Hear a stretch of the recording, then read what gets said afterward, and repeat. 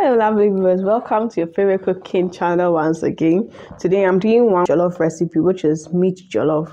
So it's got some meat, a little bit of beef in there, and I've got some sausages in there. This is one jollof recipe my little nephew loves a lot. And because he's young, I do this twist for it. So this is one type I'm going to share, and this is perfect for the whole family. When you have old people in your house or very young people, they can enjoy this recipe. I'm going to share another one later, which has a little bit of twist for those of us who are a bit older and we can chew our meat like hard. So yes, if you like this video, do make sure you share and bless someone as well. Do make sure you like, do make sure you subscribe as well. So for my jollof recipe, to my left is what I'm going to use to just add a bit of color and taste to the jollof, because it's for the whole family, and you know kids can be a bit picky and all those things. Yes, you just have to dice your vegetables and get them in early. And to my right is the things I'm going to use to season my meat. So I had the onion, ginger, pepper, garlic, and my local spice and salt. They are all in the description button below. And the referee in here is my beef. Yes, because I'm going to use meat. Beef also adds in more taste, and you know, it just spoils the game. Like, gives it to a different level altogether. And obviously, I'm going to use my ready-made gravy. I shared gravy recipe on this channel. So yes, on this channel, I've done meat before for my shito, where I did the dry seasoning. For the wache recipe too, I did the dry seasoning. So you can look at that as well. But I'm doing the wet kind of meat seasoning. So if you want your meat jollof, to have very tough meat, you could just use the style I used in the wache and then in the shito recipe, where I used all dried ingredients to marinate the meat, and then I went. But for this, I blended all the vegetables and the seasoning, like the spices, and then the salt as well. I blended all of them together. I washed the meat, wash it as much as possible, drain off all the water as much as possible. Then I let it sit for a while. Then in my pan, I just poured in the meat with everything around it in there. So because I'm going to use the stock around it, you need to be mindful not to have too much water in there, especially when you're blending. Yes. And the beautiful thing about this type is that the meat gets well cooked, it gets well seasoned, and it doesn't get too hard or tough. You know, kids are now growing and their teeth may not be as strong as ours. So sometimes when you're cooking for the whole family and there are kids in, you could go with this style, which makes the meat softer to eat in there. If your water is too much, your meat is going to get too soft. So just make sure when you're blending your vegetables, the water is as minimum as possible. And then I'm just going to make sure that I cook it with it till all the water around it actually evaporates and the whole stock goes to the meat and the meat gets well cooked. And once that is done, I add just a little bit of oil, about 3 or 4 tablespoons.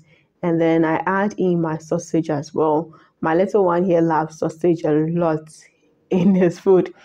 But then I don't like raw sausage. So as I fry before I cook with it, it gives it its own twist and taste. And I like it that way.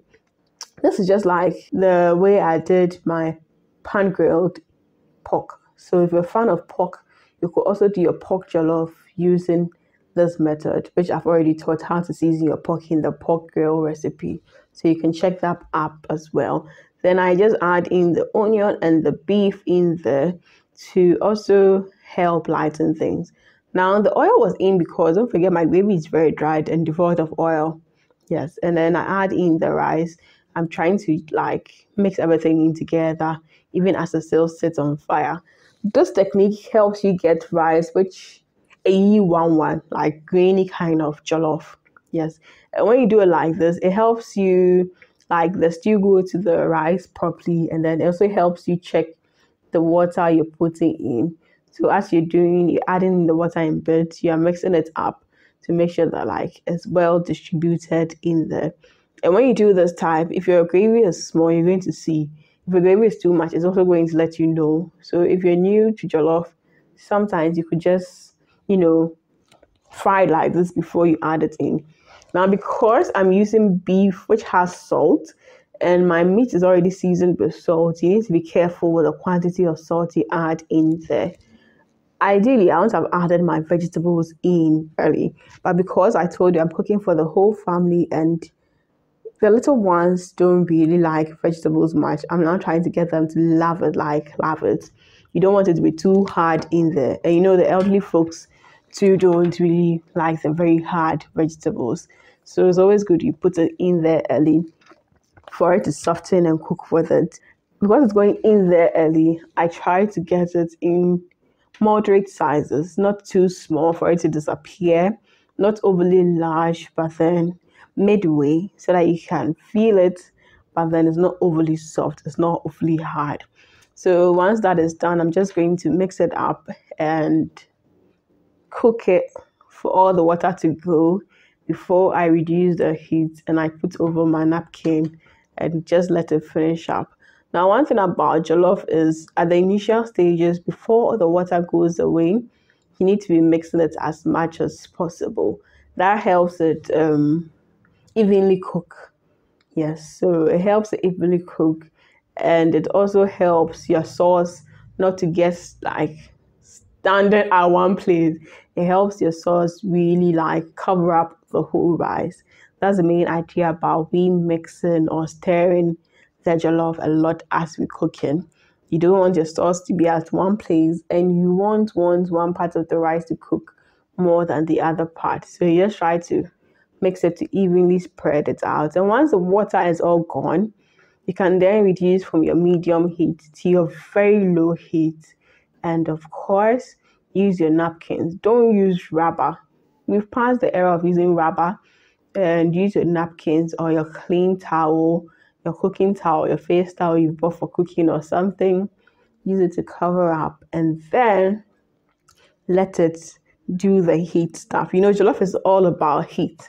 The main technique in there is the heat technique, which is going to give you good looking, tasty rice. Yes. And yeah, you realize how beautiful it is. I took it off about 5 minutes after I covered it to mix it up and stir it up. And then look, I covered it again and just see how perfect it looks. Just see how perfect it looks. You can see the meat dangling all over and the sausages rolling all over and our carrots, coloring it and adding more beauty to it. The spring onions, they kind of fade out in there and our onions are in. For those of us who love onion, is one way to go about it.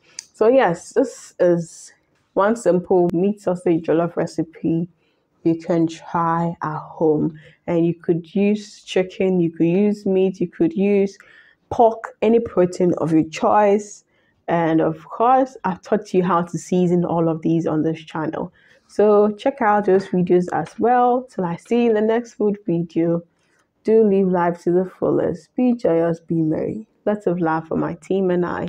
Mwah.